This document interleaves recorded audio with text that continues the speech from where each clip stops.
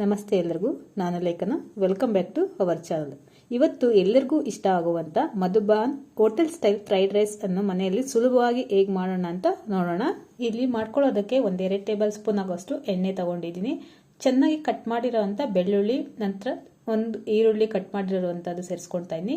ಹಾಗೆ ಖಾರಕ್ಕೆ ತಕ್ಕಾಗಿರೋಷ್ಟು ಹಸಿಮೆಣಸಿನ್ಕಾಯಿ ಮತ್ತು ಕರಿಬೇವು ಎಷ್ಟನ್ನು ಸೇರಿಸ್ಕೊಂಡು 1-2-3 ನಿಮಿಷ ಚೆನ್ನಾಗಿ ಎಣ್ಣೆಯಲ್ಲಿ ಬಾಡಿಸ್ಕೊಳ್ಳೋಣ. ಇದು ಬಾಡಿಸ್ಕೊಂಡಿದ ನಂತರ ನಾವು ತರಕಾರಿಗಳನ್ನ ಆ್ಯಡ್ ಮಾಡ್ಕೊಳ್ಳೋಣ. ಚಿಕ್ಕ ಚಿಕ್ಕ ಕಟ್ ಮಾಡಿದಂಥ ಕ್ಯಾರೆಟ್, ಬೀನ್ಸ್ ಹಾಗೆ ಕ್ಯಾಪ್ಸಿಕಮ್ ಸೇರಿಸ್ಕೊಳ್ತಾ ಇದ್ದೀನಿ. ಇದಕ್ಕೆ ಹಸಿ ಬಟಾಣಿ ಇದ್ರೆ ಸೇರಿಸ್ಕೋಬಹುದು ಅಥವಾ ಕ್ಯಾಬೇಜ್ ಇದ್ರೆ ಸೇರಿಸ್ಕೋಬಹುದು. ನಮಗೆ ಯಾವ ತರಕಾರಿ ಇಷ್ಟ ಆಗುತ್ತೆ ಆ ತರಕಾರಿನ ಸೇರಿಸ್ಕೊಂಡು ಎಣ್ಣೆಯಲ್ಲಿ 1-2-3 ನಿಮಿಷ ಚೆನ್ನಾಗಿ ಬಾಡಿಸ್ಕೊಳ್ಳೋಣ. ಈಗ ನಾನು ಟೊಮೆಟೊ ಸಾಸ್ ಉಪಯೋಗಿಸ್ತಾ ಇಲ್ಲ, ಅದಕ್ಕೆ ಟೊಮೆಟೊ ಒಂದು ಕಟ್ ಮಾಡಿ ಸೇರಿಸ್ಕೊಂಡು ಅದನ್ನು ಚೆನ್ನಾಗಿ ಎಣ್ಣೆಗೆ ಬಾಡಿಸ್ಕೊಳ್ತಾ ಇದ್ದೀನಿ.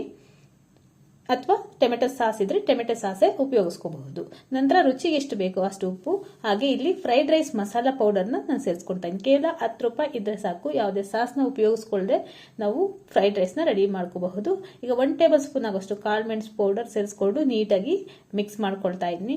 ಈಗ ಈಸಿಯಾಗಿ ಇನ್ಸ್ಟೆಂಟ್ ಆಗಿ ಈ ಫ್ರೈಡ್ ರೈಸ್ ಗೊಜ್ಜು ಏನಿದೆ ಇದು ರೆಡಿ ಆಗಿದೆ. ಕೊನೆಯಲ್ಲಿ ಸ್ವಲ್ಪ ಕೊತ್ತಂಬರಿ ಸೊಪ್ಪನ್ನ ಆ್ಯಡ್ ಮಾಡಿಕೊಂಡ್ರೆ ಈ ರೈಸ್ ರೆಸಿಪಿ ರೆಡಿ ಆಗುತ್ತೆ. ನಂತರ ನಾವು ಬೇಯಿಸಿಟ್ಕೊಂಡಿರೋಂಥ ಅನ್ನನ ಆ್ಯಡ್ ಮಾಡ್ಕೊಳ್ಳೋಣ.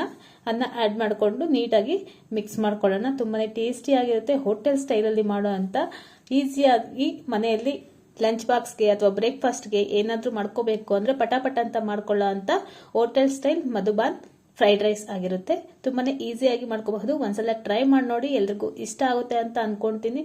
ಇಷ್ಟ ಆದರೆ ಲೈಕ್ ಮಾಡಿ. ಇದೇ ಮೊದಲನೇ ಬಾರಿ ನೋಡ್ತಾ ಇದ್ರೆ ಸಬ್ಸ್ಕ್ರೈಬ್ ಮಾಡ್ಕೊಂಡು ನೋಡಿ. Thank you for watching.